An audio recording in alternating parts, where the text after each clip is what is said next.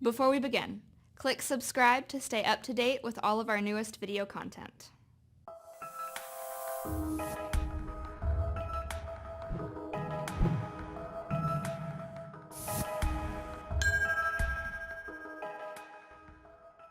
This is Brandy Clymer. The knowledge tip from CS3 today is what is Geo-Sensing and Geo-Fencing in Scissortail? If you allow mobile punching, you get to allow them to punch from anywhere, and with Geo-Sensing and Geo-Fencing, you can set different controls on where they can punch. So with Geo-Fencing, we can use our mobile phones and restrict the locations our employee can clock in from.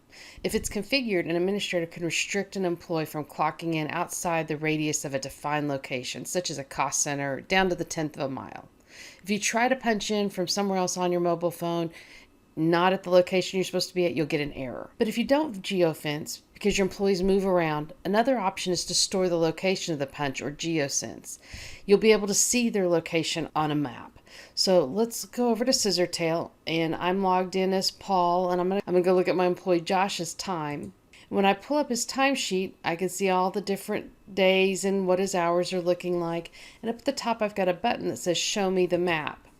So here I can see where he's been punching at. So let's turn on the satellite view and let's zoom in, and let's zoom in on this blue pin and kind of see where he was at whenever he was punching.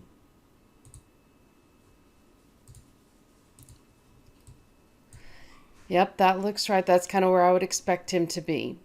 I can also set different rules on my different employee types. So for someone like a retail employee, you may want to set up mobile punching and turn on geofencing so that they have to be on site to punch. And you can assign each store its own cost center so that if the employee's sent to a different store than they usually work, they'll be able to switch cost centers and punch in at that new location. If you have salespeople, you may want to allow them to clock from anywhere. You wouldn't turn on geofencing. Instead, you just store the location of their punch, like we did with Josh, to allow both mobile and web punching. For office workers, you would probably let them punch in using mobile or web, but enforce that you want them to be at the location. That way you can limit that they have to be on your network to punch. For manufacturing floor employees, you probably want to stick with biometric or proximity badges. Scissortail gives you many rules to capture employee time and makes it easy to handle all these employee types with their different rules. Was this video helpful? Click subscribe to see more videos like this one.